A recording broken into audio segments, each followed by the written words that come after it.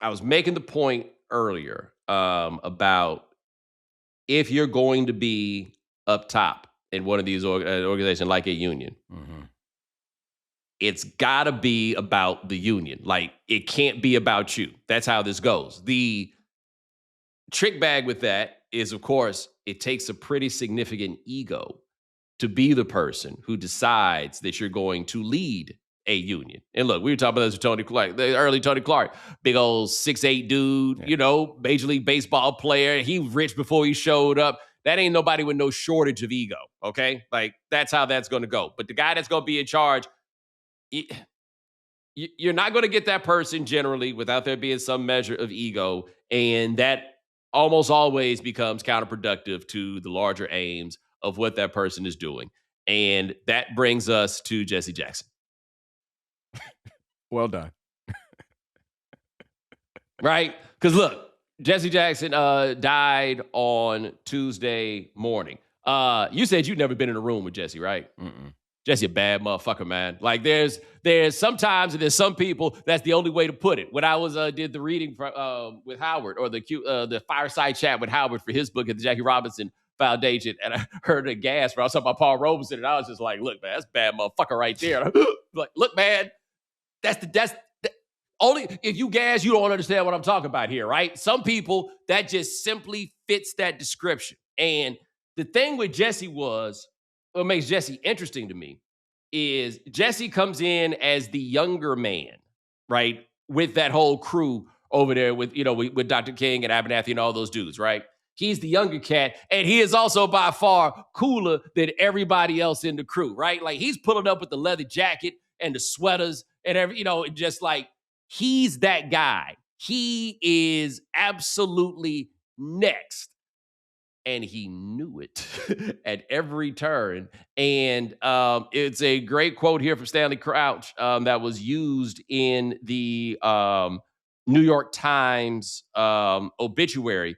And I'll paraphrase it because I can't find it right now, but I'll paraphrase it. He said, Jesse was ultimately doomed by his need to mythologize himself, right? At every turn, there was a decision that what he was going to do is to create the legend of his life, right?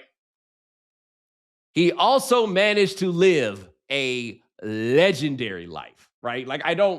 I think people need to understand that a lot of you don't know that much about the good of Jesse. And some of that is because of his own goals, but also because there was work done to do it that Yeah. way, right? He was the last of the titans of the civil rights movement. We don't pay enough homage to his runs for president in the 80s, right? Talking to Ta-Nehisi about this. This is very important. Jesse Jackson is the one of the biggest reasons Obama could have won in '08 because his campaign in '88, after it was done and Dukakis needed to bring his supporters into the fold, the trade Jesse made was, okay, but you guys have to change the way that you do primaries. Instead of them being winner take all, there's got to be some proportional distribution of the delegates, which is what made it possible for Obama to win in '08. Like this isn't just a Jesse Jackson walk so Obama could run kind of situation, right? Jesse is tangibly responsible for what happened later, on top of the Jesse walked so that Obama could run situation. You have I think that's all very well said. And I think this relates to sports in so many ways where it's like the history is always kind of like so much colored by whether you won or lost. And Yes. I think there's an underappreciation for the progress made. And one of my friends from school would say this all the time. He's incredibly smart guy, a lot of really advanced, impressive degrees, and he wouldn't go to class and he wouldn't study, and he would get the equivalent of a B. And then someone else will work their ass off and get an A, and he'd be like, well, the distance I traveled this morning to when we had the tests and the grade that I got was much more impressive. It's not a perfect corollary to what Jesse has done, but like the distance that Jesse traveled and the environment in which he fought, the things that he accomplished, like you could argue, despite the fact that the W for win is not gonna be next to his name, you could make the argument that that was just as or more valuable than any other like real success. Because like in a time when there's a significant backlash, to have somebody who's willing to fight that backlash. And of course, you're not winning the fight against the backlash, but you are giving somebody, it's the equivalent of forcing them to punt at midfield. Like you're giving yourself a better field position, or you're giving the next generation a better field position than they would have otherwise. But nobody is going to write a piece the next day of the game about the third down stop in the middle of the third quarter. You're going to write the piece about the touchdown scored on the subsequent drive.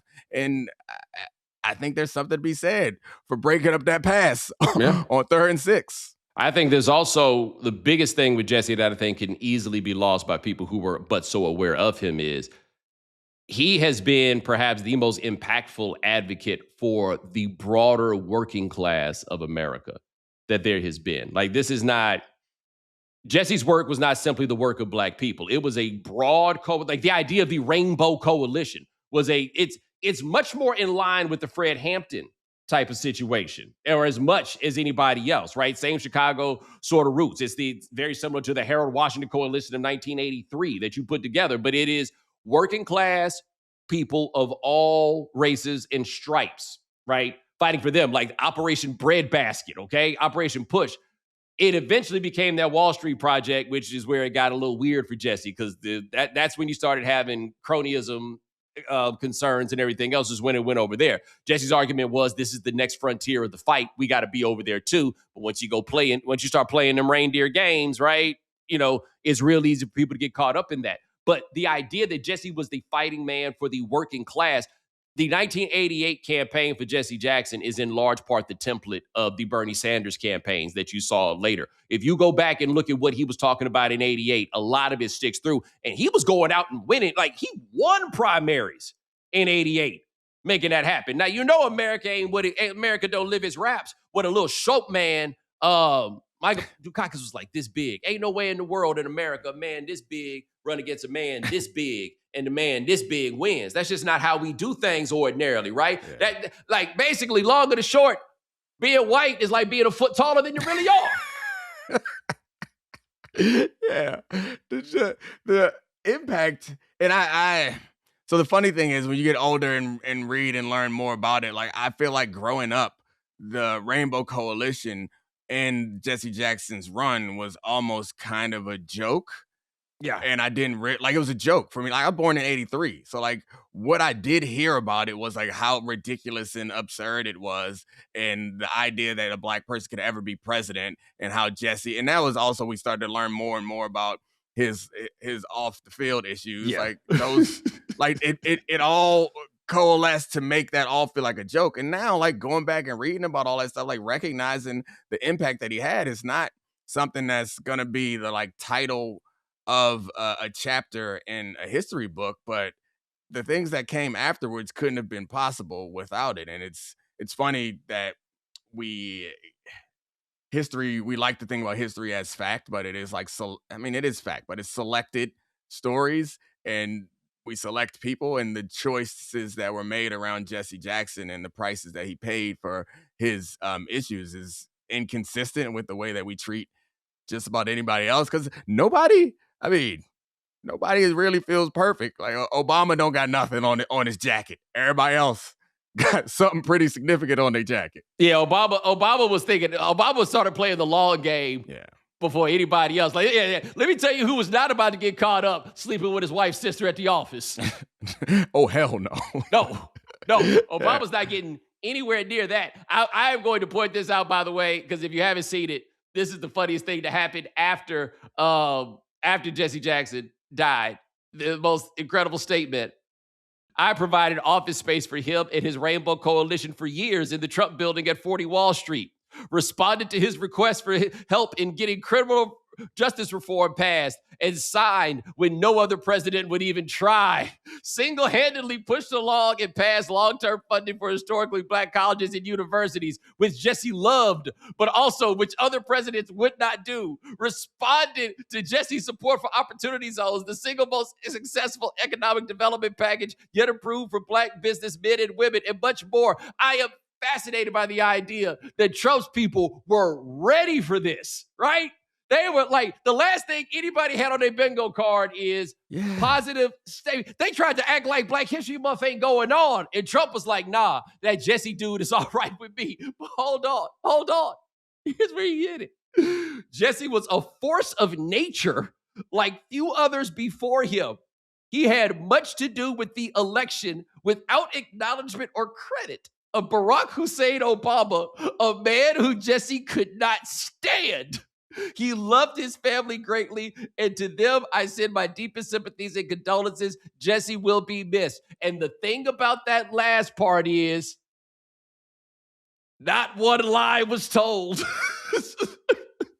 I don't root for the team, but that was one hell of a play. It was. One hell of a play. Like, it was the surprise of it, and then like the accuracy and execution, because like Trump has not written or put out like a respectful eulogy of anybody. No. Like, he burns everybody, even people that were like, oh, like I feel like he went after McCain. Like, he's on your side, man. And in this case, the shock that it was like a favorable one combined with the slights at the end.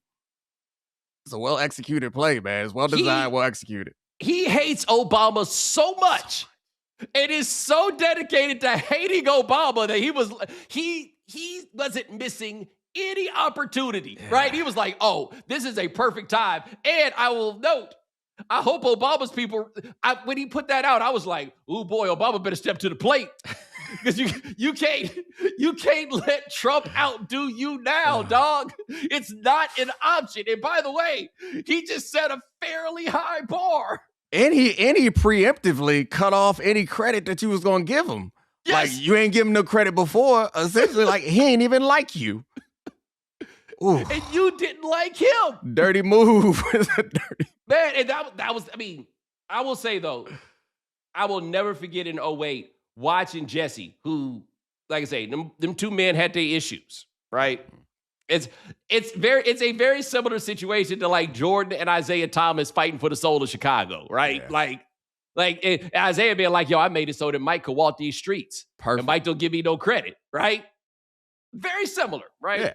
It's a perfect analogy. I think that your point is like Obama was like much more of the, I don't want to say Dr. King because Dr. King was different, but like Obama grew up in a world and separate from the experience that Jesse had. Like, yes. Jesse Jackson had a much more like, I guess stereotypical might be the word, like stereotypical, like challenging Black upbringing. That wasn't, yeah. And this motherfucker ain't said thank you one time. That's Jesse's situation, right? It's like, and he's not the only person who feels this way. He's like, he ain't say thank you to me one time. Obama's people, hey man, y'all better get that statement cracking. Hey, you might want to, no, not one of your Harvard. Like, if it was me, not one of your Harvard partners. Nah. You need to get on the phone with somebody you ain't talked to in a while. and get got anybody from Howard on your team? Like, you and I both, we read that from Trump and we're like, yo, I can't believe this happened. Oh, it was tough. You can't. It's a tough comeback from that one, man. Sometimes, you know what that was? They put that one in the coffin corner. No return. There's no return. There's no return. You gotta run your backup plays. But you have to run it out. You can't fair catch it, right? Like, you gotta. You got to. I don't think that there's a. Yeah. You got to fair catch it and wait to the next one. We got to get you the next. Trump put that down and was like, "Now you go. Your turn." What you got to say about that? Who in the office was like, "No, I think we got a winner here." You know what I'm saying? Like, I think we can win on this issue, right? And also, I get the feeling that Trump did like Jesse Jackson. Yeah. I mean, far be it for me to try to pretend like I can understand him, but there was some, it's unexpected, and I think that there was some like mutual 80s celebrity. Yes. Yeah, like, they might have met backstage at Saturday Night Live. For sure. Have you ever seen the clip Because Jesse's relationship with Saturday Night Live is interesting. Like there was a self-awareness. Maybe part of this was also ego. But if you've never seen Jesse Jackson read after Dr. Seuss died, they had Jesse Jackson come on Weekend Update and read Green Eggs and Ham. And he never breaks Jesse Jackson character. Like he reads it like you imagine a comedian being like, can you imagine Jesse Jackson reading Sam I Am? Except it's not a comedian. It's Jesse Jackson. Yeah. Right. And then there's the Eddie Murphy sketch that I don't think I can say the title to, but it's Don't Let Me Down. If you Google Eddie Murphy, Don't Let Me Down, you'll get a great time. Rest in peace, Jesse Jackson. You've not seen that one? I saw the Weekend Update. Ryan, we're gonna do a 2-minute pause in the record so that Dominique can watch Don't Let Me Down, and then we will cut it back in with Dominique's reaction. Don't let me down. Oh man. Oh gosh. It reminds me a little bit of the like Black Jeopardy sketch where it's like all the connections and the obvious points that no one else realizes until you put it in a sketch. It is pretty impressive. Eddie Murphy. Hey man, we both got big noses, gold chains on our chest. It's my favorite part. That's what he said. That's what he said. So many other lines that I feel like I can't repeat. I'm not going to take the risk. Oh yeah, no. My favorite one was the one right at the end when he called out the brothers and sisters. Yeah. And then he goes to the next one. Yeah, man. No, I ain't risking my career on this. Not on that one. It was funny for Eddie back in those days. Yep. No need for me to repeat that which is known need not be said.